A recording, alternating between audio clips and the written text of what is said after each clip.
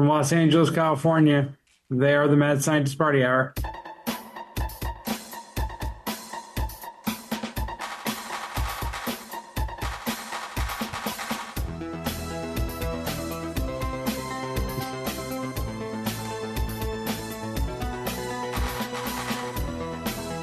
Hello there, friends! Welcome back to another episode of Mad Scientist Party Hour. My name is Kevin Kraft, and broadcasting to us from the break room of a Burger King, the beardless booger-eating wonder known as Shuddy Boy. Yo. And our special guest this week, it's good old Doodle Bill the Crayon Salesman. That's right, DBTCS, excuse me, is joining this week to promote Dude Crayons. What are Dude Crayons? Well, they're like regular crayons, but only manly colors, and they're less penis-shaped. Welcome back. Thanks, man. I enjoy hanging out with you guys and podcasting with you, obviously, but I'm here on, business and to promote Dude Crayons. So Yeah. be sure you check that out. We're DBTCS.com. Something like that, yeah. Yeah. Yeah. Well, I'm glad you were able to... it's been a while since we've seen you, so thanks for coming back as a guest. It's been a while. And Don't do that. I guess we have to address the elephant in the room, which I have known since recording Queef or No Queef on our Patreon. Jeff may have heard some rumblings. Shuddy, as you heard in the intro, is fucking beardless, which, if you're a casual listener of the show, big fucking deal. We've done a lot of, bets, skits or whatever, where we make bets and there's consequences, and shaving the beard has always been too tall of an ask for Shuddy Boy. That is a punishment that has always been off the table. It has. You're right. It has. 100%. It has been a no-fly zone forever. And that no-fly zone turned into a fucking suicide bombing. You just took it upon yourself to shave your fucking beard off. Yeah, I why did. you go kamikaze in your beard? I did. The best was when we met up to record Queef or No Queef, and you asked if my camera was off because I was naked. And I told you that it was off because what I was about to show you might be just as jarring as if I was completely naked. Yeah. Yeah. Up until the other day, I've seen your dick more times than I've seen you beardless. I mean, I don't think Shuddy has ever shaved his beard since we started doing MSPH. Is that correct? So Not since I've been here. shaving my beard, I remembered why it's been. It's also against my religion. Assalamu alaikum. No. Walaikum No. salam. It's been at least since I got bit by the dog when I was drunk on the lip. Because it's been that long since I've had no facial hair whatsoever. So it's been over 15 years. Yeah, because we recorded Queef or No Queef on Thursday. Did you shave it on Thursday? No, Draven and I went to the barber on Tuesday. So it was done And you Tuesday said, afternoon. give me the Rachel Maddow. I said, we're going to do something crazy today. And he goes, what? A buzz cut? I was like, oh no, we're going to shave it off. And he goes, we're just down to like stubble. I was like, no, gone. And he tried to talk me out. My barber, Paul, tried to talk me out of it a couple of times, I think. And then finally he said, you're sure? And I went, yep. And while he had no guard on the clippers doing my hair, he just put like it took so much of my beard off that there was no changing my mind. Hi, fellas. And once it was gone, it was definitely a regret. That failed. I mean, we tried to not get too far into it on Queef or No Queef, but I was already recording, so it was impossible to not comment on it. I was like, fuck, we got to wait till Monday for this. So at the if you're listening, obviously you want to go on YouTube and see this with your own eyes, but if you listen to the audio-only podcast, there is about like 3 or 4 minutes that got recorded before we started Queef or No Queef that I'll just put in the Easter egg. But it's jarring. It is definitely jarring seeing you beardless. I figured I would get so much shit if I tried to do Queef or No Queef with the camera off. Of course. Yeah. But I had considered trying to hold it until today for the reaction, because I don't think Jeff has ever been so shocked and taken aback in his life. Oh! Like, Jeff, there was no video recorded, but Jeff, like, jaw dropped and both of his hands went over his mouth. I had a friend or a coworker at Applebee's back in the day, and we both were line cooks. So, like, we essentially worked 40 hours a week together every week, and we'd go out and get beers afterwards or go to his place and take bong rips, drink beers. And this guy never, like, he had to wear a hat in the kitchen, and he never, like, took his hat off even, like, when we left work. Obviously, we both had to wear a hat in the kitchen, so I would take my hat off, or I wouldn't wear one after work.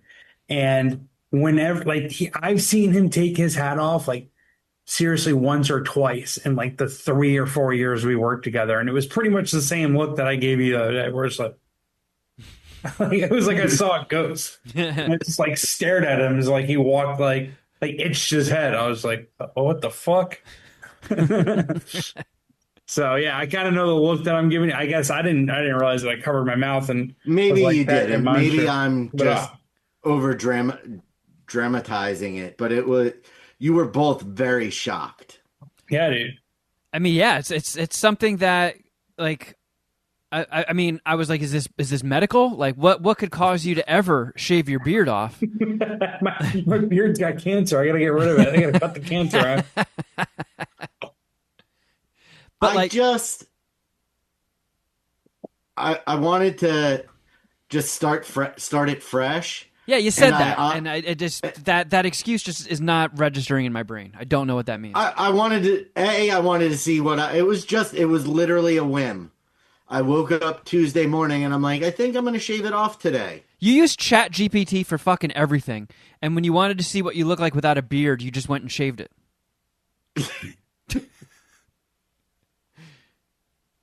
I mean, the rainforest thanks you for not demolishing an acre of it. I don't use ChatGPT for everything, do I? I guess not. So, because beard maintenance. When COVID hit, and I wasn't going into the office and didn't have anybody to impress, I just abandoned all grooming habits. I didn't get haircuts. I grew my hair out. I didn't shave my facial hair. The baths were, sporadic.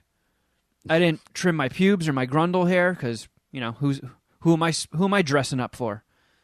And it was the facial hair was more of just an experiment because I always thought I was essentially incapable of growing facial hair. Like, I shave, but I thought it would just hit 5 o'clock shadow for most dudes and stop there. So I was curious. I let it go, and I found it rather uncomfortable. Maybe that's just from living an entirely beardless life, but it kind of fucking annoyed me. And I'm a little bit of like an oily guy, so by the end of the day, my facial hair would be kind of a little greasy, and it led to me getting a lot of zits fucking underneath where the facial hair was. And when I did finally end up shaving it all off, it was a bit of a relief. How do you enjoy? How is beardless life treating you? What sort of adjustments have you had to make? So for the first 3 or so days, the area where my beard was just always cold. Oh, I bet. Yeah, Like you in the shaved shape in the of my winter. beard, in the shape of my beard, even just sitting in the house, it was cold. And then for like 2 or 3 days after that, it switched, and I could feel the body heat coming out of the collar of my shirt. Oh God, I'm getting hot flashes. It was uh, annoying. I'm getting used to it. I've gotten it kind of picks up on camera, not much.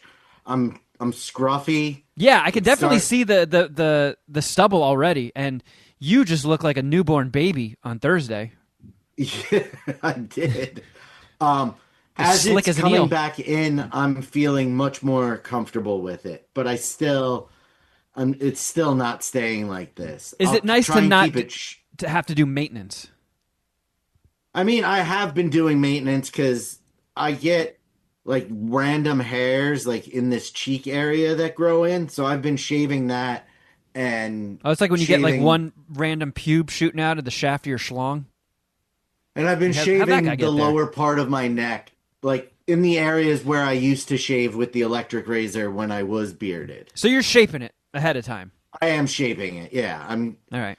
I'm getting my face ready for it. Is it nice to not have to like pluck shit out of your beard? Like you can eat soup and you don't have to like wring your beard out afterwards? It is. Are there It any is. foods you're going to eat in mass in the There meantime to isn't. take I haven't advantage of even that? thought of that, but yeah, I really didn't like have to wipe my chin at all over the last week. Too bad it's not soft serve ice cream season. Yeah, because I remember when I had long hair, the first day I cut all my hair off, I went to headbang, and my neck wasn't used to not You didn't having have the weight added of it, weight. and I got like Give fucking yourself whiplash. whiplash? Yeah, I did one headbang, it's ow, ow. You know, like when you're swimming in a pool and you move your neck all weird, and it does that like shooting thing down your spine. You just go like, and you just sink. That happened to me. So is there any like is it throwing your weight off? Like, do you feel like your head is counterweighted? I do not. I Your do center not. of balance is off. My nose keeps Not at drooping this forward. point, anyway. At least. But I do find I never really paid attention to how much I like fingered my beard. Until now, I'm just fingering my chin. Well, you can always just finger But your like, butt. but like all of my the scars that my beard hide, I've been staring at for a week. Is that the scars from the dog bite? So I've got one right here that the hair is hiding again. Is that a It's mishap? from the time that you pissed on Kevin. No, this is a kindergarten birthday party duck duck goose injury. I Jeez. told you for the last time I'm not a fucking goose. You hate Goose. Maybe that's where it started. Or No, Geese. I mean I vividly remember it. I was being chased and I dove for the spot to not get tagged, but caught the corner of the coffee table. Man, you really hate losing, huh? Even an inconsequential game of duck, duck, goose in kindergarten, you're fucking diving for it like it's the World Series? His Yeah. reputation's online, bro. You can't lose. And then Goose. and then right here is the dog bite scar. You lose one game of duck, duck, goose in kindergarten, you're a pussy all through high school. And then there's one over here from when I was like 11 or 12, and I hit my chin on one of the scoring computers at a bowling alley being a dumbass, and I bit through my lip. Oh, Ugh. God, Shuddy, do you think maybe you grew the beard out as some sort of like self-defense mechanism because you've taken so many facial injuries? It's gonna act just like a big fucking cushion. I mean, possibly. I know a lot of it. This scar is really noticeable right here. And I do know that once that happened, I was really self-conscious of it. So I made sure to always have the mustache in some form. I gotta see. I found a whole bunch of pictures at my last time I was at my mom's, and I've slowly just been scanning them and sending them to my phone. I yeah. honestly think the last time I was fully baby bear on my face was when I worked at the Subaru dealer. Because I wasn't allowed to have facial hair. I remember that party. I don't. Actually, I That was kind of it. do. That was the party that I speared you at for Slow Children. And then this picture of you, me, and Dom, you got the facial hair there. Just got a goatee. Allegedly at an E-bomb party. Allegedly. Yeah. I don't know. I think we look completely normal in that picture. Our eyes are totally not glassy and shiny. Are you just going to go back to the beard, or any chance you do a villain goatee? I'm not going to do a villain goatee, but I do Magician? think I'm going to do a really close beard. Like See how that goes. not grow it out and be all Amish and shit. Yeah, not bushy like it normally is, but just longer than this, but not Yeah, quite. so you have the beard look, but you're not like a mountain man. Correct. Any feedback from the missus? She moved. She left me. No. She's gone. She didn't. So I showed her on Tuesday after it was done, and I did consult with her prior to it. So she did know it was coming. That wasn't a shock.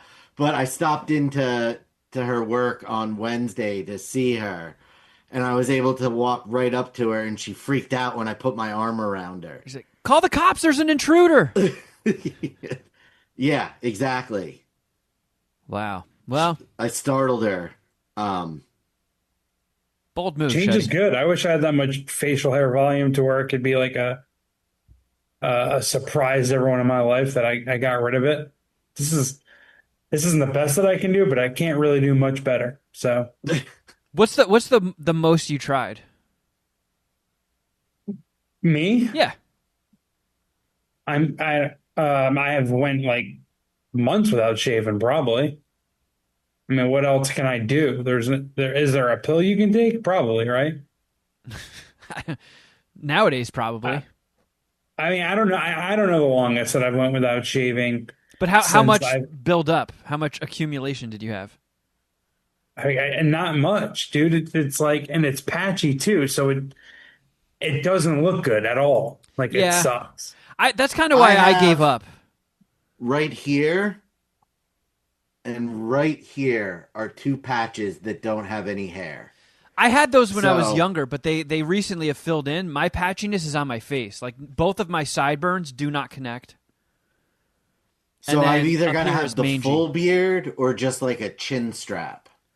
I wonder why that is. Like I thought at one point because my dad couldn't ever really grow facial hair, but he ended up being kind of a beard guy in his 30s, pretty much up until he died. And I was just like, all right, so that's my point that I have to hit. When I'm in my 30s, I'll be able to grow like a full beard. And I'm 43, and I'm still patchy as fuck. Like the sides are very mangy. My chin automatically grows in like a shaped goatee, like that hourglass thing. There's two dead spots right fucking here underneath the sides of my mouth, and then mange here, no fucking sideburns. It's so weird. And at 43, it's like what? When I'm fucking 80, then I can grow a beard. It's pretty much out of the cards. Ship has sailed. Yeah, which is fine. I'm not a very good beard guy. I think I look better without it. I don't really have a choice. I agree. I prefer to be clean shaven. My only issue with it is the maintenance and having to do it. Like I wish that I could I don't know, maybe use this reference again, but I take a pill and I'm just good. I don't ever have facial hair. You can go Again. get electrolysis like ladies do with their I was cuchanas. just gonna say, Yeah, dude, lasers. do Yeah, do lasers. you have any interest in getting it lasered, or alternatively, as a punishment, getting it waxed? I guess as a punishment, I'd do the waxing before the laser. Do the lasers hurt? Are they? has the technology on them improved so it's not as big of a pain in the ass? I thought it used to be like painful. I mean, if ladies can handle it on their cuchanas, you can handle it on your mouth. Dude, ladies are tough in some ways, especially when it comes to Kuchana stuff. I mean, they shit kids out of there every now and then, so That is true. Yeah. You make a good point, Jeff. those vaginas are magical. All right. Well, there you go. Make sure you listen to the all of the Easter egg after the end theme to get the full commentary. Wow. Yeah, Myself and Jeff were just in pure shock of absolutely. Shuddy's revelation. Shuddy Make sure you- shaved. How 2010 of you. This should be our most viewed podcast. Your guys' most viewed podcast ever. I would hope anyone think, who right? hasn't listened or doesn't normally watch the YouTube would fire it up just to see Shuddy's beard transformation. I mean, it didn't really help move the needle when I drank fucking cow piss. Honestly, I think Shuddy's beard removal is a bigger moment. Yeah, I mean, I've drank piss before. Shuddy's never shaved. Yeah, I'm pretty sure I've seen you drink some sort of urine a couple times, and this is now the second day I've seen Shuddy without a beard. Yeah, I almost got kicked out of a go-kart track because I drank my own piss. I thought this is America. If you can't do that in a go-kart track, where can you do it? Seriously, thought you guys liked freedom. My bad. I won't tread on you. Well, Jeff, as our special guest for the week, how have you been? What's going on in your life? I've been chilling, dude. Today is supposed to be like my favorite day of the year, and it's still going to be awesome. MLK but this Day? is the What'd you say? MLK Day? I love MLK Day. There's basketball all day on MLK Day, so I'm pretty much gambling on hoops on MLK Day from like 10 a.m.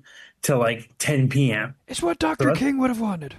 That's sick, but it's the national championship, college football, and you guys should know at this point, every year for the national championship, one of my buddies who I gamble with, he reserves a room or a section of Legend Sports Bar, and we have all you can eat and all you can drink like clituation going on while the game is on. Unfortunately, this is the second year in a row it's not at Legends. I guess someone booked it ahead of time, so we're going to this it's got moved to this other place called Griffin's, which I didn't like very much last year, and it probably would have kept me from going this year. However, what's definitely keeping me going and it's going to hurt me watching the national championship is that I bought a Christmas gift for Cheech to go see the Rangers and Ducks tonight, the hockey game or the hockey teams. Kevin, I know you're not. You might know the New York Rangers, but I do. Oh, and the Anaheim Ducks. You know them. Yeah, he definitely knows the Ducks. For sure. I used to play NHL 93 on Sega. Yeah. So I was struggling to find stuff for Cheech on Christmas, and this was just an easy one. He's a big Ranger fan. You know, we You're a usually big go see Ducks fan, so that tracks. No way, I'm a fucking Ranger fan. And Is Emilio going to be there? probably not. If anything, I think he would go to the Kings Ranger game. I don't think he'd go all the way to Anaheim to watch hockey, but who knows?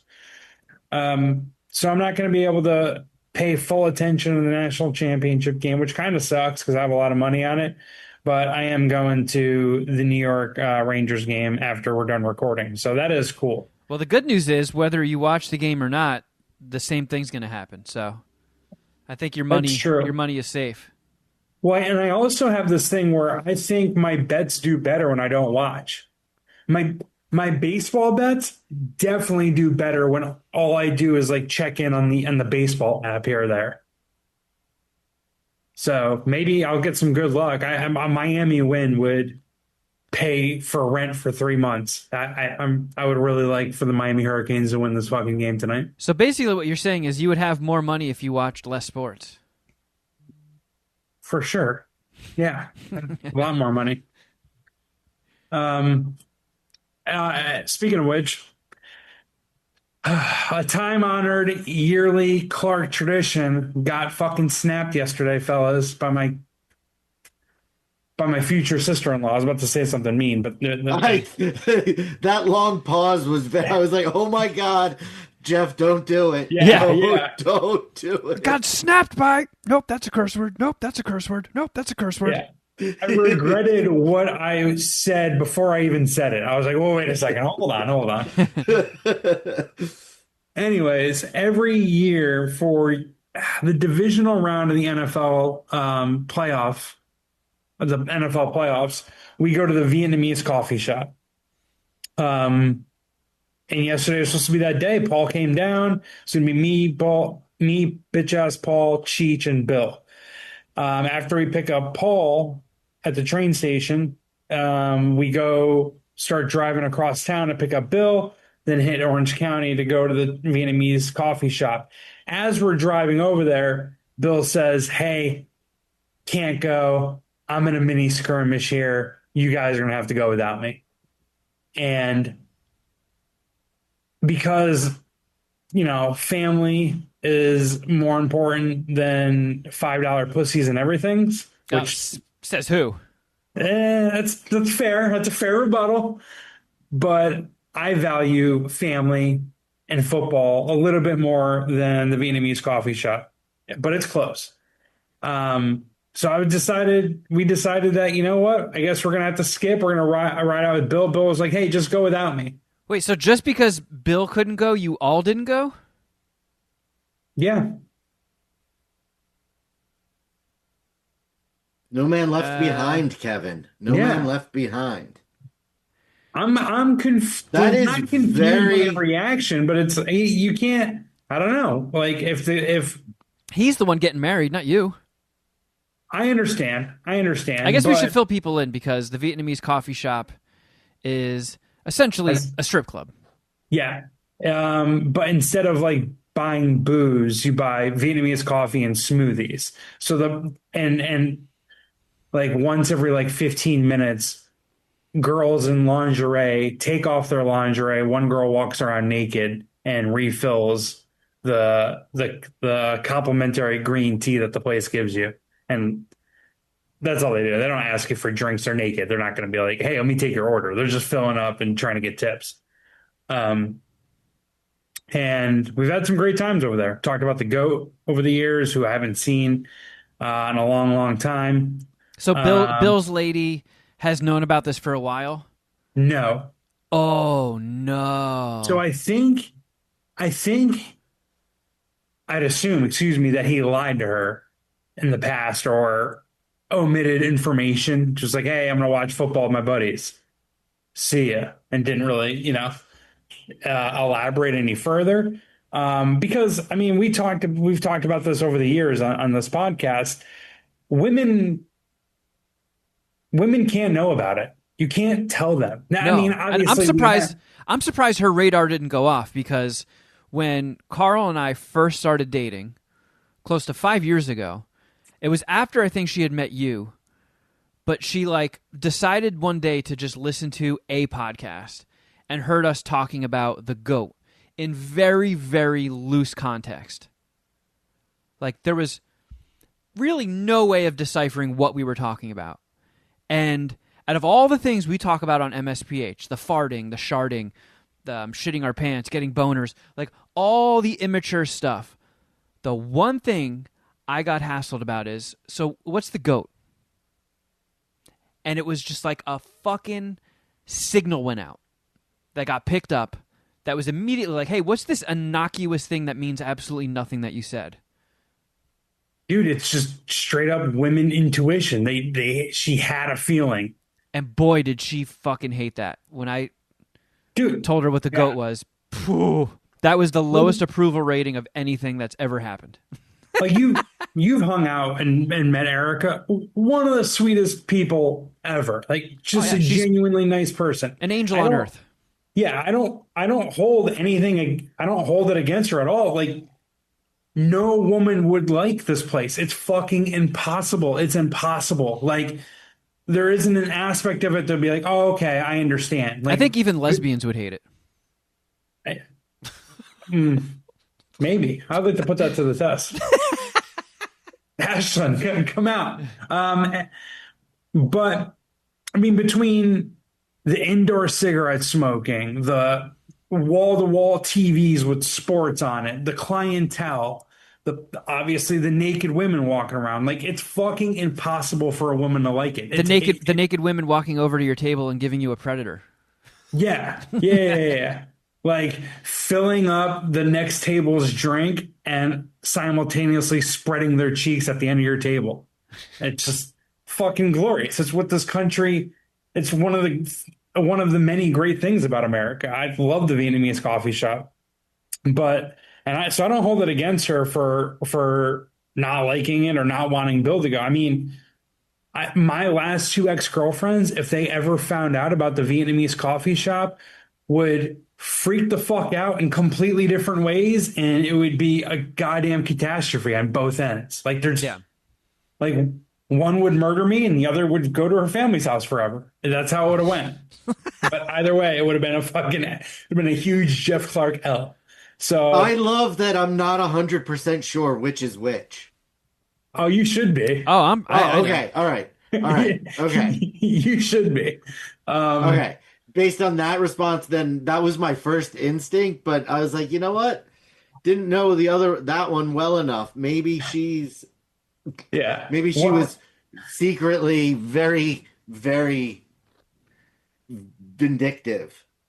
Well, I hope we're on the same page. Yeah. I think we are, but like, yeah, one would be extremely hurt and the other one would try to get vengeance. Okay. No, now I understand.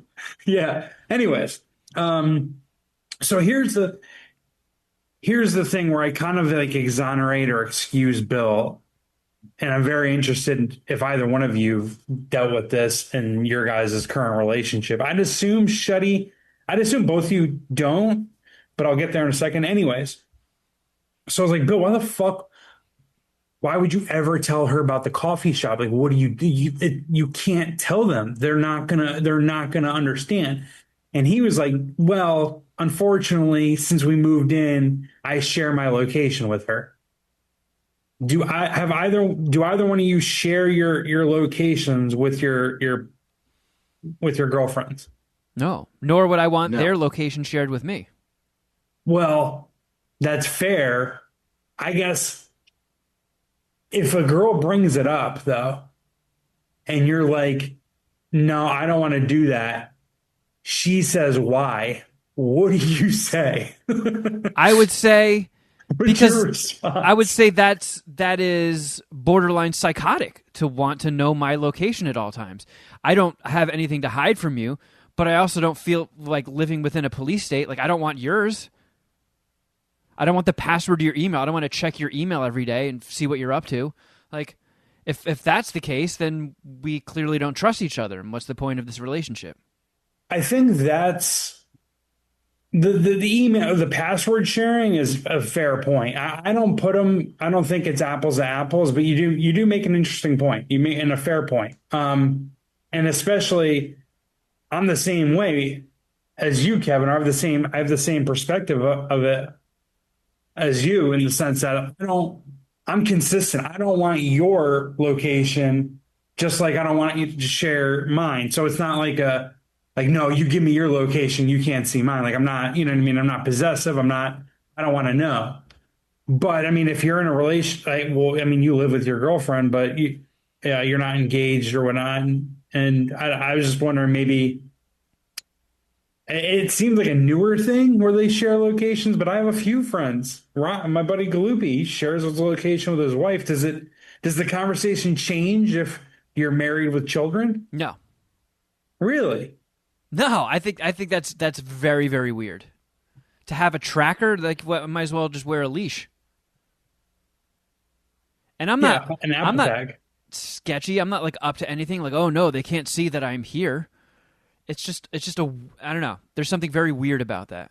The same reason why I don't want the fucking government having like a government drone that hovers around me everywhere. I'm not committing any crimes, but fucking why? Yes, yes, I'm with you there. I wish that I had the woman's perspective on this off the top. I'd have to like kind of ask around because I think there is a smart or an emotionally intelligent argument that a woman would make for why it's necessary. Or not, I guess maybe not necessary, but why it's an option. Maybe it's also my age too. I think that probably, yeah. I mean, I'm a middle-aged man. I'm in my, mid 40s basically, and like I don't know, I feel if that's one of those things where a relationship there needs to be an element of trust. And if that is brought into it, there's no fucking trust. Again, I need to hear the women's perspective. It could be just a straight up like, yeah, I don't know. I can't even. I'm sure we're gonna get something. Like someone in the YouTube comments, aside from all the people dunking on Shuddy, somewhere in there, or in our Patreon comments, one of the ladies will weigh in.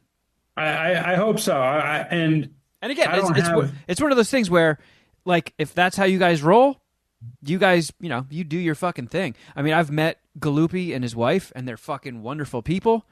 They just, from what I've gathered on the surface, seem like they have an amazing relationship. And I think they would never strike me as like, hey, guess which one of my friend couples that you've met share their location with each other at all times. That would not be in my top 5 guesses. But yeah, because I think different strokes for different folks. You do your fucking thing. But that is one of those things where if someone tries to throw that on me, it is like, well, that's not happening. And if that's a deal breaker, I'm going home. Well, the foundation of your like analysis or your opinions based on like them not trusting you. So I hear what you're saying. Like they don't seem like the type of couple that would do that, considering they got a solid relationship, like you said. So maybe they're not, they don't strike you as those type of people. But might not be a trust thing. What just came to your brain? Okay, so married couple with kids. I guess if there's ever an incident and you instantly need to know where your significant other is, like a health emergency with one of the kids. Yeah. I could kind of see that.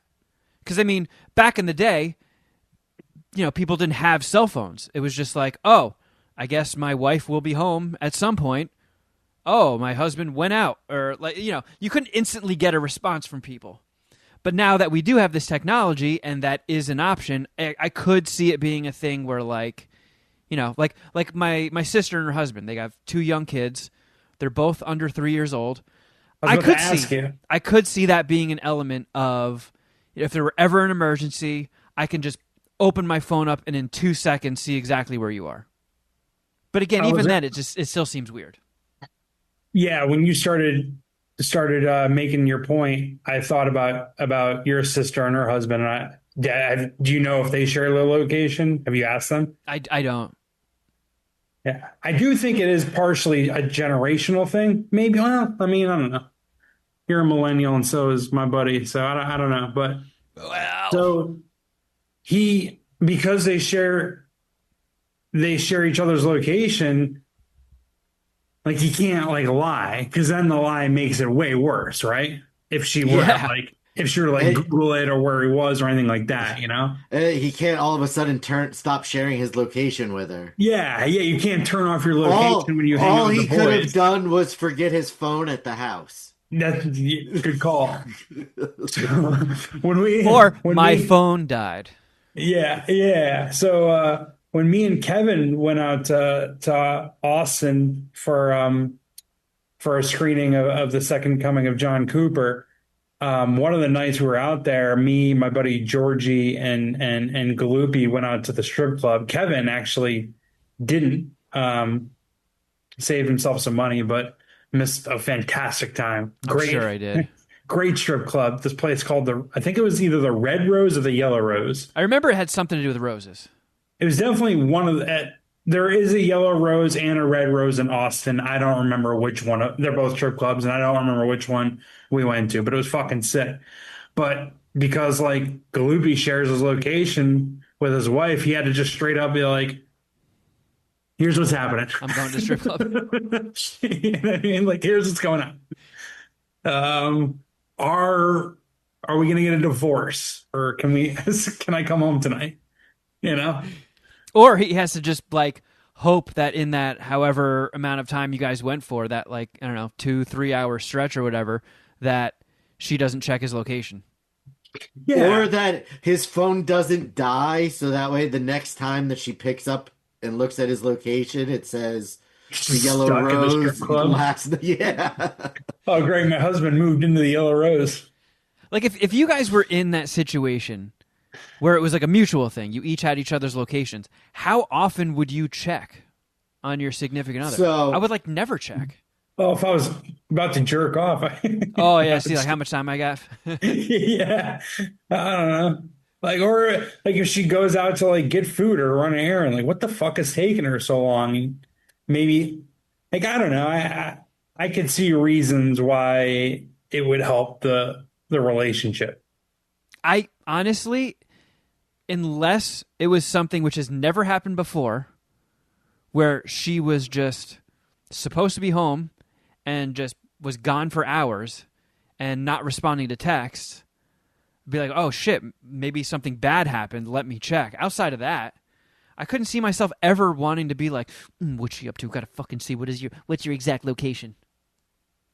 It's just strange to me. No, I'm on the same page. I just like I put myself in the guy's shoes, and it's like if my lady brings it up, how the fuck do I talk my way out of it?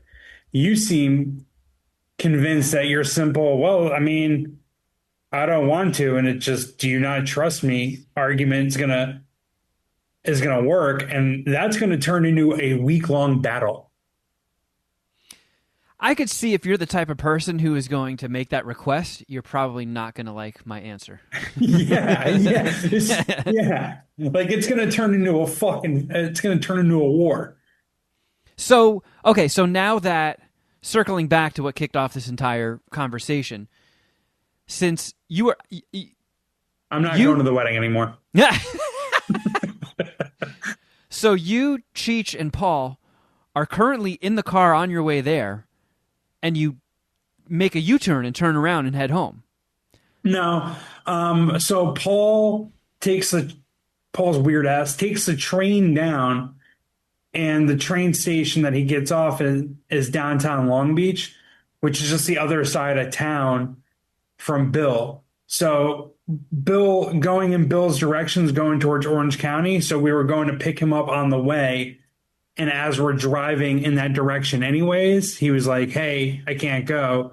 But he lives like right next to, we just went to Legends and watched the game there, and went to get some Chicago deep dish at a place down the street. So we didn't do a U-turn. It was all on the way, but it was a quick, like, on the fly decision. So does that mean you are never going to go again?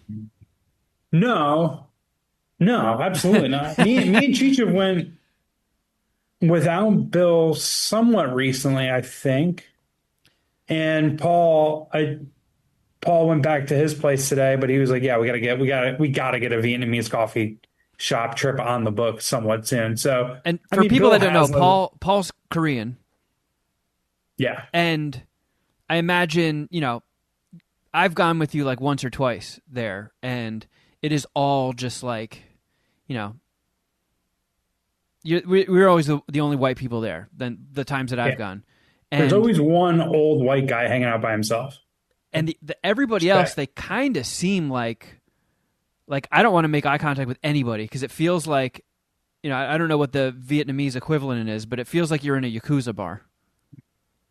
Yeah, I don't know what the Flaming Dragon, I think it was the Tropic Thunder. Tropic Thunder, yeah. Like, I don't want anybody from the Flaming Dragon being like, hey, fucking white boy, what are you doing here looking at our chicks? And, I feel like going with an Asian person in your crew is kind of just like, are we chill? Are we chill? Have yeah, you ever it gets us in. have you ever gone like full just white boy squad? Yeah. Do you get weird Yeah. looks? Or do they just No. know you guys? It's like, oh yeah, they're grandfathered in, these fucking crackers. It might have been, yeah. We might have went once with a full white guy squad, and like in like a series of times that we went regularly. Maybe that was it. I can't remember. I mean, like 3 of my best friends are Asian guys, so I'm usually like if I out, it's like usually Rich, Jeff Lee, or Paul is involved one way or the other. Yeah. So we're always good with the Asians. We always got that locked up. We're good there. Wow. Well, But yeah, so I don't know when end we're of going an to era, get. I suppose. Yeah, I mean, we'll just I don't know go for like a basketball Saturday. I mean, Bill's he's got more and more boyfriend duty and fiance duty, so there'll definitely be a good sports day that he just can't hang, and I don't know, we'll go to the coffee shop, me and Cheech's single asses, when he can't hang out. Yeah.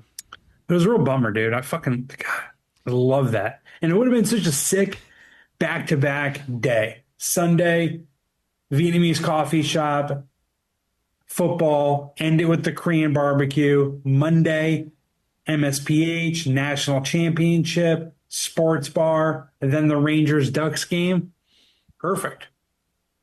Yeah. But What still are you going to be gonna do? good. Still going to have What are fun. you gonna Just no Vietnamese coffee shop this time around. Okay, so the last thing that popped into my head about the location sharing.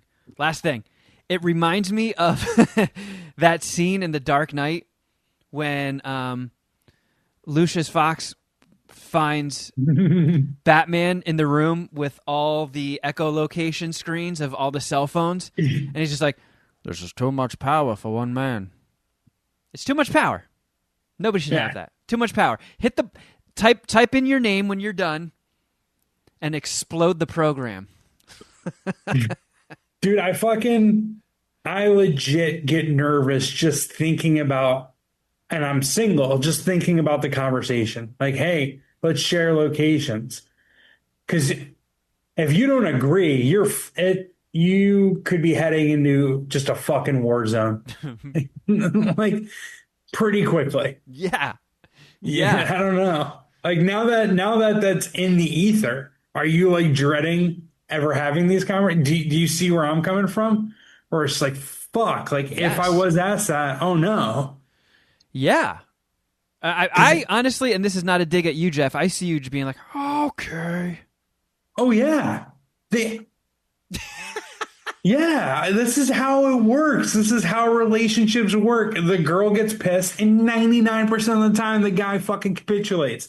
That's how it works. It's like, it's goofy. It's like a sitcom, but it's kind of true. Like, it's kind of true. Like, happy wife, happy life. Like, sometimes you just have to eat a shit sandwich and smile. Like, I don't know. Yep. I mean, I could, yeah, I wish, I wish, but I could front that I'm harder than I am. But no, I've taken some L's and it sucks. But there's just times where it's like, fuck, all right, fine, whatever. I gotta you suck a win. dick. Yeah, exactly. I pretty much do. All right, fine. I want whatever. 2 cows to fuck me. Man. Well- You're gonna have to you might have to hold an L on something like that eventually. You never know. Yeah, I know. But, until that day comes.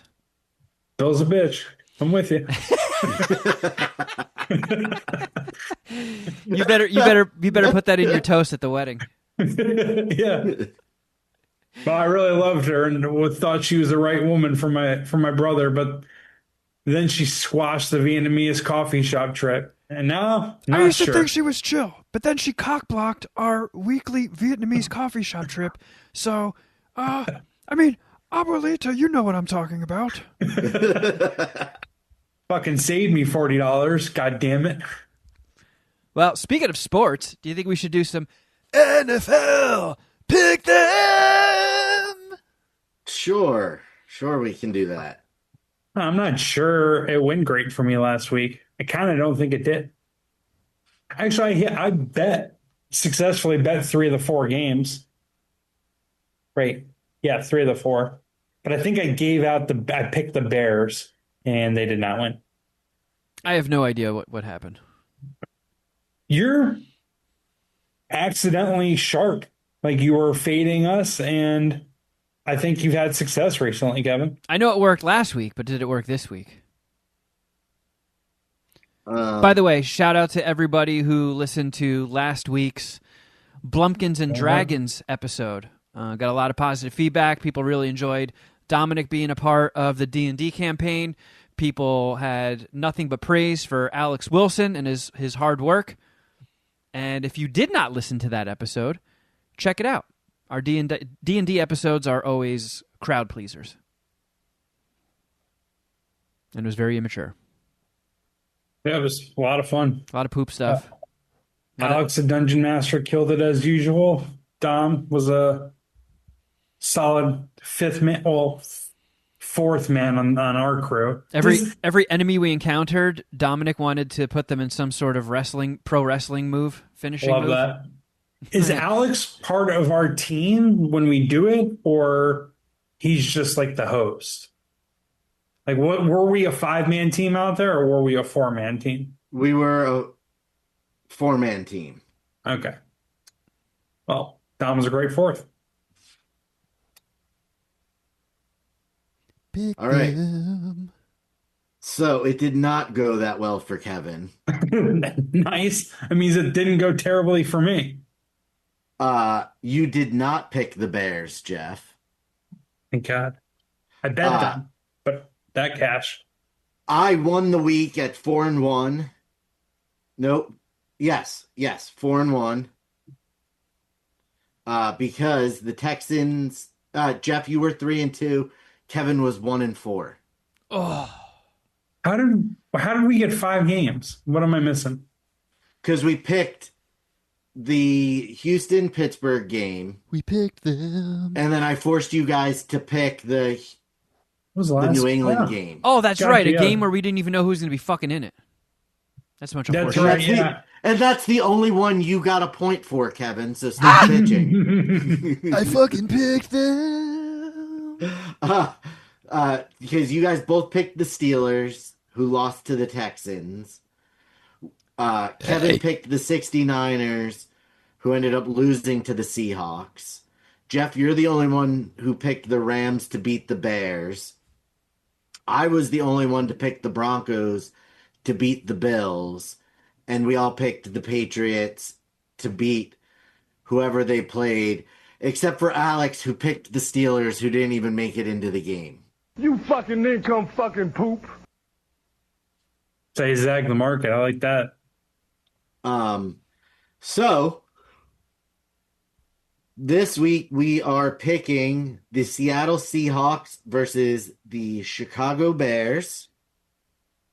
I think Should I'll be pick the Los Angeles Seahawks. Rams. Yep, you're right. I apologize. Seahawks Rams, Kevin. Seahawks versus the Rams, Seahawks. and then the New England Patriots versus the Denver Broncos. Broncos. I'm taking Seattle as well.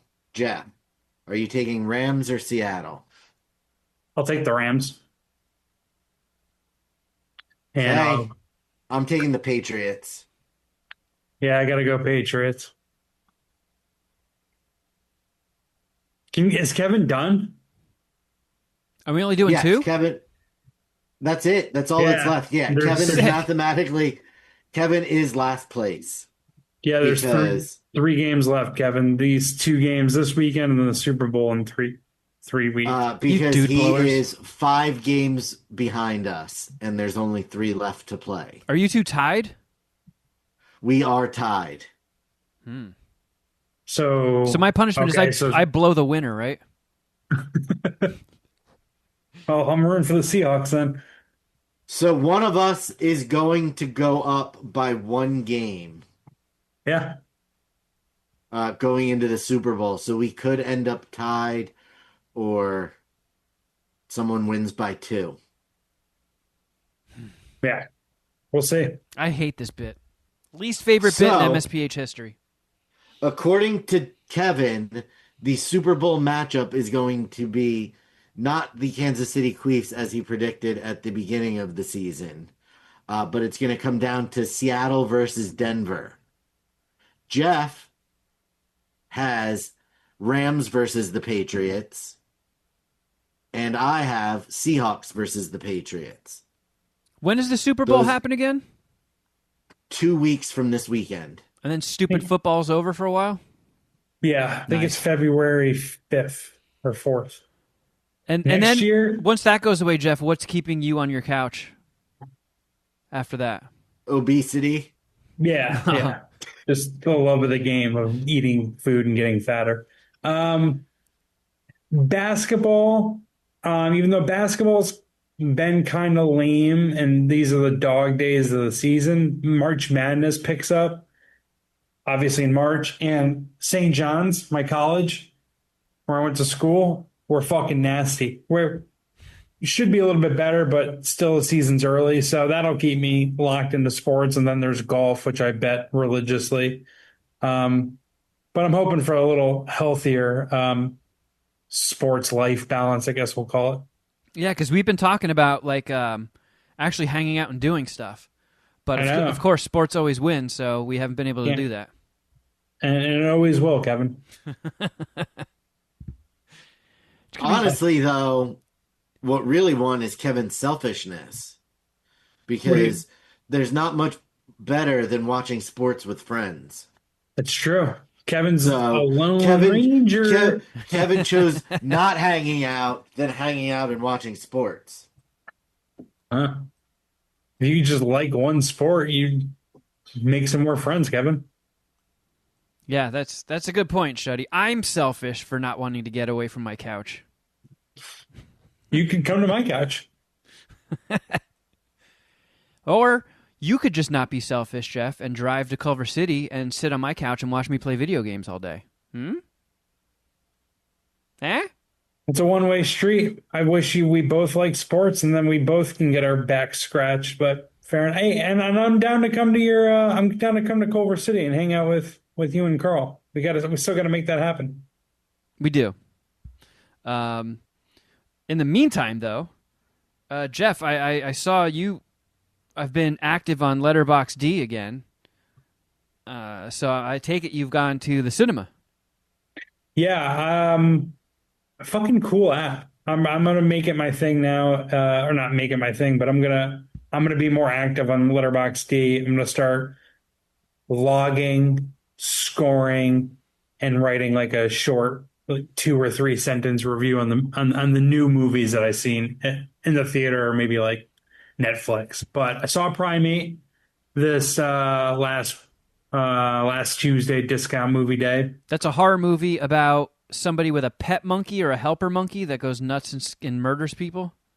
Yeah, a pet chimp goes nuts.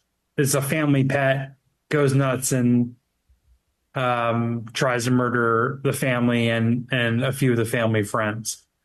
Hey, Kevin, I figured you would have seen this already. Have you? No, the trailer was just so over the top silly of like I was even looking at the cast and I didn't recognize a single person in it, and they all just seemed like these young lit whippersnappers. And the trailer was so silly. Like I my eyes rolled into the back of my head of just I don't find fucking monkeys scary.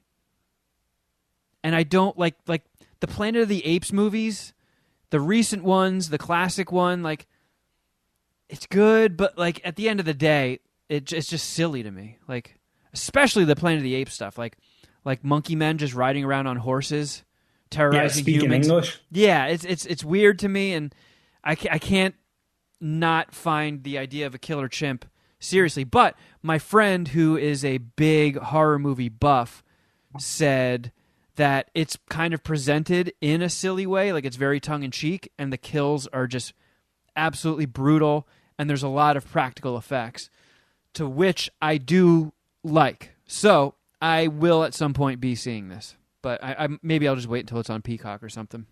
Mark Rooster enjoyed it. If a movie's got good kills, I can put up with a lot just to see the murders. Dude, it's definitely got good kills. It's not like it starts out with essentially like the chimp gets rabies. And that's how like it becomes like a mad chimp and starts like trying to murder its family. But I think you should just read your review, Jeff, because okay. this is what the app is for. Try to funnel you some new followers on Letterboxd. Letterboxd. Well, I ended up changing the score from a 2.5 to a 3.5 because I realized that I had such a strong reaction and still do that. The movie left an impression, and I should I don't know, give it a better score because of which. But my review Based on your review, you were doing Kevin Kraft type scoring, where it sounds like he really enjoyed the movie, and then he's like 2.5. yeah, exactly. So I updated the score, but it hasn't updated on my Letterboxd. I don't know. Anyways, the review is legitimately one of the scariest movies I've ever seen. Being trapped in a house with a murderous animal is pretty much my worst nightmare. My butthole was clenched for the entire movie, and I knew after the first scene that I made a major mistake by going to see this dumb shit. Dude, they should hire you to write for the Chicago Tribune. Like you're the next Siskel and Ebert. Yeah, Jeff Roper. Yeah, dude. Like as soon as the chimp got its first kill, I like leaned over and whispered to Cheech, like I made a very critical error. Oh no! Now we talked. And I'm able to piece together what might have happened, and not necessarily what might have happened. But Mark Rooster mentions that first scene being very gnarly in his review of it. Yeah, my friend told me that a face gets ripped off, right? Yeah, spoiler. Yes. I mean, that had to happen because anytime there's a real life chimp attack, they for some reason go after facial features, fingers, and genitals. So they'll eat your fucking dick or pussy off, then they'll bite off your fingers, and then they just go for like nose, lips, ears, eyes. Fucking brutal, man. Fucking brutal. What I liked about this movie, I mean, I was terrified the whole time. I was fucking terrified. This seriously, like I wrote in the review, would be like my worst nightmare. So did you give it a bad score because you were too scared? Kinda, yeah. Yeah. And that's why I changed it. It's like, well, it's a scary movie. If I was really scared, the score should reflect that. Like I can't. Like giving it a 2.5 because I was too scared is too soft of a reaction. Like you can't. Like the movie did what it was supposed to do. It's a horror movie, yeah. That's exactly what it was supposed to do. Yeah, and it worked. I was fucking freaked out. But like the acting sucked for the most part. The premise was dumb.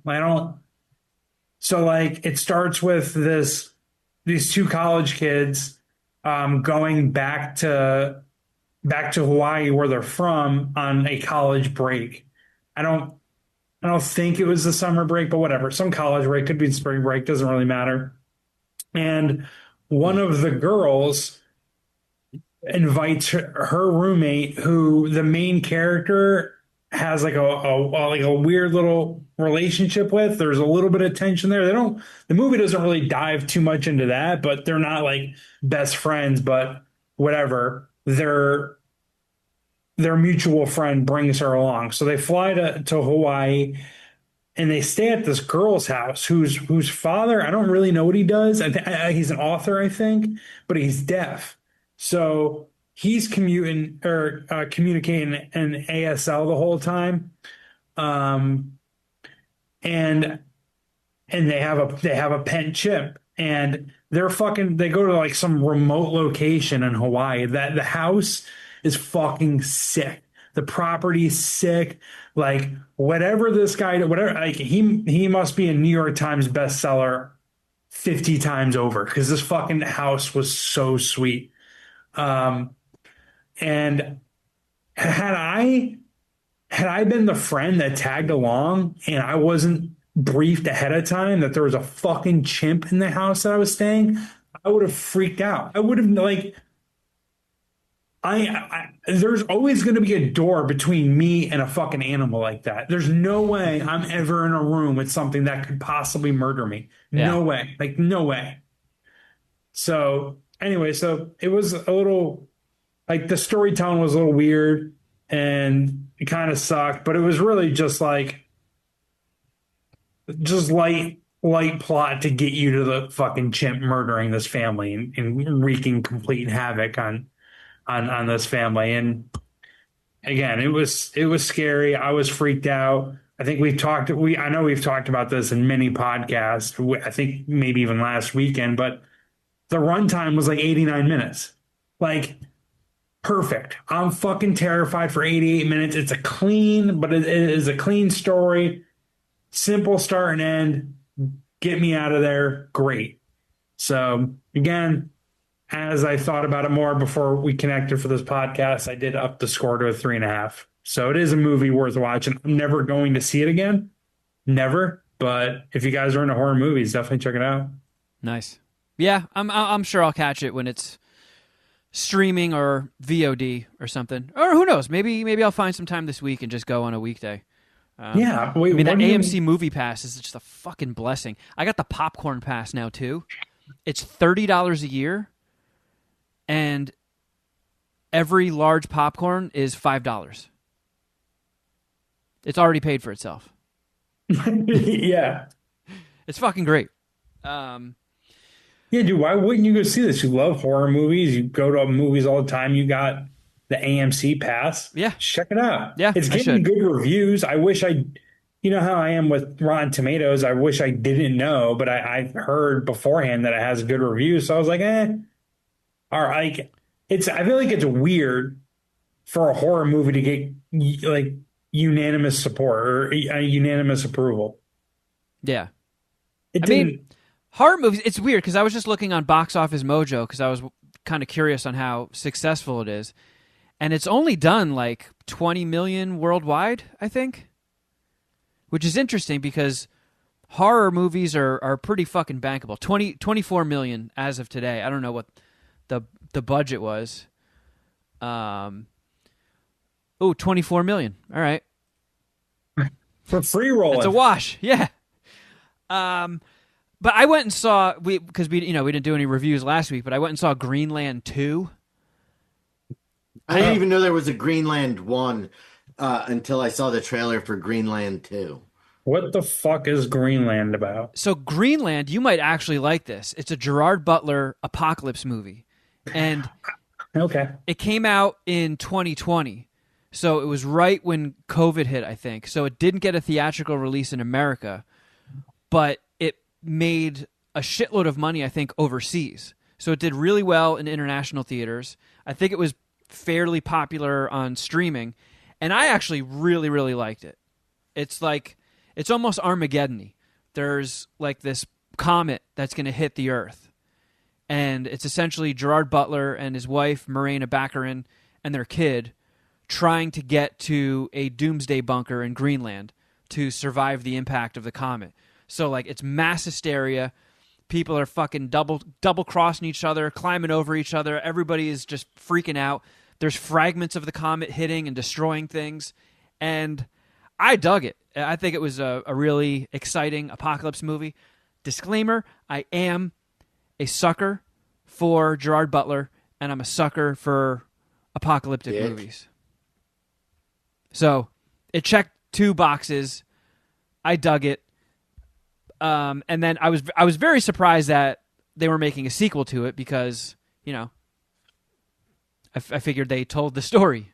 Stuff to save the world twice from an Armageddon disaster. Yeah, they either get to the fucking doomsday bunker or they don't. Spoiler alert, there's a sequel, so they made it to the bunker and survived. So the this one picks up 5 years in, and they're essentially running out of supplies, living in the bunker. They're running out of air, and now that the comet is hit, they're still getting hit with like fragments, and there's now these fucking like crazy nuclear thunderstorms that just come out of nowhere that are just insanely destructive. So it's kind of the opening scene kind of starts like this game that everybody's playing right now called Arc Raiders. It's just Gerard Butler by himself running through the apocalyptic hellscape, trying to salvage gear to take back with him to the survivors that are still in the bunker. And then, obviously eventually they're going to have to get out of this bunker and find a new place to take the survivors. And it was pretty good. I liked it. Like the plot, some of the dialogue was a little meh. It's like, it's like a mission. So the movie is them just like going from place to place to place, and some of the stops they make aren't as exciting as others, but there's still some good apocalyptic destruction. There's still a lot of good tension. Gerard Butler is the fucking man. If you think any harder than like 0%, you're going to find a trillion plot holes and things that don't make sense, but it's a good one to just turn your brain off and enjoy. So I dug it. I had fun. Carl also is a sucker for both of those things, and she enjoyed it as well. Nice, Just to give dude. the female perspective. Wait, Amber Rose Reva is in this? I know Amber Rose. Not the same person. Okay. Polish Jewish background. The Amber Rose I was thinking of does not have a Polish Jewish background. No, she's just got a big booty, right? Yeah. Huge Trump supporter, too. I think she was around the election. Not sure what her stance is now, but whatever. I did also go and see... What's the other one? Oh, I saw 28 Years Later, The Boner Temple. Oh, my brother saw that, too, and they said it was pretty sweet. It was... I enjoy the 28 franchise. 28 Days Later is awesome. 28 Weeks Later, still good. I have no fucking clue why they skipped over months and went straight to years, but it was just weird. 28 Years Later was weird to me. The zombies evolving, and some of them become just like giant hulking behemoths called alphas that can just rip a head off, spine included. I don't know. I just felt anytime you take zombies outside of what they are, it's always going to be strange to me. I don't want zombies to start getting smarter. I don't like when they figure things out and become anything other than mindless, shambling, flesh-hungry beasts. I think that's scary enough. But then again, you can't just keep making the same fucking movie and over again. I understand things need to change. But I don't know. It didn't land perfectly with me, but I saw a lot of people saying that the second one was better. And as Jeff Clark knows, I am a completionist. Yeah. And this one, it was also weird too because it's 28 years later after the zombie apocalypse, so all these zombies that have just been out in nature and in the elements for nearly 3 decades are nude. All their clothes have disintegrated. So it's just nude, crazed zombies running around with like their dicks and titties and cuchanas flopping around all over the place. And the alpha in the first 28 Years Later just had this big honking fucking elephant trunk dick. And that same alpha is in this movie, and they shrunk his wiener. Like, he doesn't have this fire hose flopping around. It just almost looks like he just has like a normal dick now. Were you disappointed? I wasn't disappointed. I was just distracted, I guess. I know they have both movies have different directors, and they were shot back to back. But it was almost like Nia DaCosta was like, that zombie's wiener is a little too big for my taste. Let's shave a few inches off. That was my first reaction getting out of the theater. I was like, is it me or was that zombie's dick smaller? I will say, though, there is a... Did Carl go see it? Yeah. Is that what the first thing you guys talked about? She was like, I didn't notice. You remember the All right, zombie's fine. dick last movie? It got smaller, right? Kevin. It's a good point. I will say there is an Iron Maiden scene towards the end of the movie that was fucking sick. It was so cool. I don't want to ruin it, but man, that definitely boosted the score of the movie a little bit. Did either of you guys see 28 Years Later? Yes.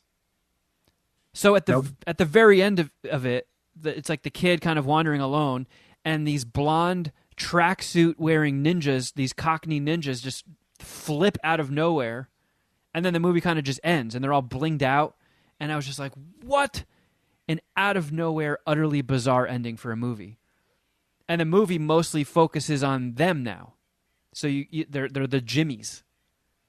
And they're a pack of Satan-worshipping, Cockney, blonde-haired, track-suited weirdos. And there's not a lot of zombies in this one, oddly enough. It was weird. It took a lot of big swings and did some weird stuff. And I did like a little bit more than the last one, but I don't know. I'm a more traditional zombie guy. A zombie purist. I will say there were some rough scenes. There's like some torture. There's some pretty rough violence. And it was definitely an intense movie. So I was just like gripping the arms of my seat through large portions of it. So got to give it points there. It was exciting. It was kind of horrifying. Got the job done. But it's weird. Just like the 28 Years Later was weird. 28 Years Later, The Boner Temple, also weird. There's 3 of them, right? 28 days later, 28 years later, and then the Boner Temple. No, this is the 4th. What am I missing? There's 28 days, 28 weeks, and then now there's okay. 2 28 years. And there's a third one coming. The first one has Cillian Murphy, right? Yeah. Okay, I saw that one. I haven't seen any others. The second one has Rose Byrne, Idris Elba, Jeremy Renner. Jeremy Renner? Imagining Poops. Yeah. I haven't seen Imagining Poops in forever. What's her real name? Imogen Poots. Imogen Poots. I don't know why her name coming out of your mouth is just so funny. Imagining. I can't find her. Imogen. How are you spelling Imogen? It was Imagine without the E. I don't think that's correct. No, I don't think so either. Imogen. I will say I'm a fan of hers. She's definitely a Abraham Lincoln. Here we go. None of these movies she's been in though do I recognize the titles of. 36, old bitch. Recent movies. I like the horror movie she did with Jesse Eisenberg. That one was weird and interesting. But Vivarium. That one got a lot of hate, but I enjoyed it. See her hanging out with your girl Kristen Stewart. Oh, have you ended your crush for Kristen Stewart? Is she no longer a thing? I mean, you still visit Town with her. I mean, we're guys. Yeah, it has. I mean, she hasn't been in much of anything that I've had any desire to see lately. It's a good call. Her career kind of fizzled out, right? no, she just started taking less mainstream, more indie stuff. I mean, she still works And regularly. she's doing more directing. What did I say? That her career fizzled out. Man, all right. I mean, she just doesn't do big movies and isn't on billboards anymore. I mean, she still does big movies here and there, but I feel like, when you reach a certain point in your career, you can choose to just be like, I want to do the blockbusters, or like I want to take the artsy route and do the indies. I guess that's what I'm a little confused / interested in. Did she get to that point in her career, or is she doing what she can get, and that's that? No, I do not think Kristen Stewart is struggling to find work. She is All right. playing she's playing Sally Ride in the limited series about the Challenger that's in pre-production. Sally, is that the teacher who got blown? Spoiler alert. So the teacher Yes. got blown up in the. Okay. Yep. I didn't know. I didn't realize her. I didn't know her name. Or this says that Sally Ride investigate. Let's see what actually happened. Even though I am the oldest of all of us, I was still really young when the Challenger exploded. I still remember it happening. Like I live. remember it happening, but I don't remember. So Sally Ride didn't die till 2012. So she was not on the Challenger in 1980. No, I remember it very vividly. I was at my grandmother's and my aunt was real hyped to watch it, the launch of the space shuttle Yeah. Fuck, dude. in the That was- middle of the day. It was. When I, was So this? we were I was there with my 1986. my whole family. Like the whole family got called into the living room. Like my aunts, Yeah. my mom, my uncle, my grandparents. We were all in the living room watching it, and I was 3 or 4. So when it exploded, I just remember everybody just like screaming and crying and flipping out, and my stupid little confused ass was like, I don't get it. Yeah, And they're like, so many exactly. people just died. And I was like, it was just a metal thing. What do you mean? Like, I just couldn't grasp it. But I definitely remember. That's one of my earliest memories. But just everybody in my family just like breaking down and crying and screaming. And me just looking around being like, huh? Nintendo? Like the little fucking idiot that I was. That movie last year, well, I guess now 2 years ago, Love Lies Bleeding, Kristen Stewart. That was a cool flick. I like that one a lot. That was the only one recently that I've had any interest in seeing. But she did that underwater movie. Well, I guess that was 5 years ago at this point, but that was kind of like a big budget action sci-fi movie. She did Zero the interest in it. the Spencer movie where she played Princess Di. That was big. I watched Sacramento. Oh, I watched that too. She's in Crimes of the Future, the Cronenberg movie. Oh, dude, Adventureland. Fuck, do I love that movie. I know that's not a recent one, but That's a great movie. I what love an that. Yes, it incredible is. flick. I got to watch that movie at least once a year. That's your Armageddon. Actually, I watch Armageddon more than once a year. Yeah, I would say my movies that get multiple watches a year are usually like Terminator 2, RoboCop, Die Hard, Akira, the new Ninja Turtles. The new Ninja I'm Turtle. essentially a 5-year-old. But yeah, Adventureland. Did you know that Adventureland?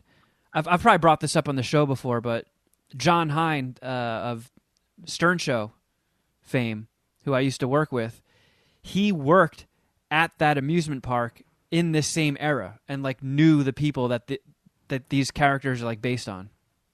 What's the director is Greg Matola, right? Yeah, And he wrote it too, right? I think so. So did he work there? Did he work with Greg Matola? He might have. My memory on it is foggy, but I just remember him saying like he knew the real Lisa P, who was like the smoking hot chick that everybody had Yeah. a crush on there. He's like, yeah, I knew Lisa P. I was like, fuck, that's fucking cool. Did he validate her hotness? I believe he did. Again, it's been a long time. It's been a while. It has been a while. And Jeff, it has been a while since you were on the show, but it was great having you. I hope we can see you soon. Don't forget to buy some of his dude crayons. Yeah. Dookie Boy the Cocksucker. DBTCS.com. Yeah, that. And hopefully we see you soon with your next endeavor. The next thing you're hawking. Would you invite me back next week if I can promote something? If you can swing it, and you have to have something to promote. If you have something to promote, yes, you can come back. Okay. There's a 98% chance I'm back next week. So All right, check it sounds out. good. But in the meantime, what else would you like to promote, Jeff? Well, I'm going to do an Outkick Bets podcast, I think, this week. I was supposed to do one last week, but things fell through between guests and work meetings that I had. So I had to fucking bag it. That sucks. But AFC and NFC Conference Championship betting preview should hit the Outkick Bets feed this week, maybe recorded on Thursday. So look out for that. Either way, subscribe, rate, and review the Outkick Bets podcast. That would help a lot. Nice. Damn it. The gardeners are here. I gotta go. Code for Jeff needs to go vibrator his ass. I'm turning off my location. The gardeners are here. I have to go stimulate my ass clip. If you want more MSPH in your life, please check out our Patreon, patreon.com/Mad Scientist Party Hour. There is a mountain of wonderful content there waiting for you. We do a bonus podcast every week that goes up. We have been very consistent with that over the last 8 years, and there is the entire library waiting for you if you've never heard any of them. Start at the beginning, binge through. You will never want for entertainment again in the rest of your life. You can even cancel fucking, Netflix and stuff and just subscribe to our Patreon. Same difference. Exactly, yeah. I mean, if you get the $10 tier, there's tons of stuff for you to watch. I mean, they've done over like 300 episodes of Kevin's Nerd Hole, me just like playing random different video games and raging out and getting mad and biting my controller and stuff. Shuddy and Dom got What the Fuck Did I Just Watch? Where they Speaking of, we are not recording until Friday this week, but we will be watching Batman and Robin. Ooh, wow. Yeah, a lot to unpack with that turd. Huge. We're going to connect for a Dragon Ball Queef, I think, right? Yeah. Once a month, we do a Dragon Ball Queef, and those are always entertaining. I think we've done over 50 of those now. And, Queef or no Queef, always a crowd pleaser. I mean, that's where we learned Shuddy Boy was beardless. Lots of stuff comes out on that show. Yeah, aside from us competing to see who can get the most in deals and cases as we do real-time watch-along of episodes from Deal or No Deal in order, for the most part. Yeah, and I mean, competing is a generous and misleading way of putting it. Yeah, we just get, like, mushroom stamped by Shuddy for an hour every week, but still worth listening to. And tons more. Can't even begin to scratch the fucking surface of all the stuff we're putting out. Patreon.com/Mad Scientist Party Hour. Support the homies. Also, subscribe to our YouTube, youtube.com/Mad Scientist Party Hour. You can see Shuddy as bald as the day he was born. Kind of. And you can also follow us on Instagram. I'm at Kevin Kraft. At Shuddy Boy. At Jeffro Records. And at MSPH Podcast. And at John Cooper Movie. I have officially turned over all of the deliverables on time to the distributor. I essentially lost half of the month I was given because everything shuts down for 2 weeks around Christmas and New Year's. So the last 2 weeks, I've been scraping, scrambling, calling, emailing, texting, harassing, gathering everything I needed on this massive list of stuff that needs to be turned over to make this movie. And I fucking did it. I got it done. So in the next couple weeks, I will be at liberty to announce the release date. Fuck yes. And the, MVD is going to be, I guess, making their announcement on the day that it's allowed, but I'm going to save my announcement for MSPH, so you guys get to hear it first. You guys have always been huge supporters. You've always been there for us. And when the movie comes out, make sure you read the thank yous, because the Puminati, you guys do get a shout out. Could not have made it without you guys, so I want to make the announcement here for you guys first, and then I'll put it out on social media and all that shit. But yeah, that should be coming in a couple weeks. And in the meantime, if you want to do a little pre-celebration, you can get a second coming of John Cooper movie poster, the official one sheet, as they call it, etsy.com/shop/John Cooper movie. Let me make sure that link still fucking works. They gave me like an official etsy.com/shop/John Cooper movie. Updating. You tried your best, Jeff. You tried your best. You did. What the fuck?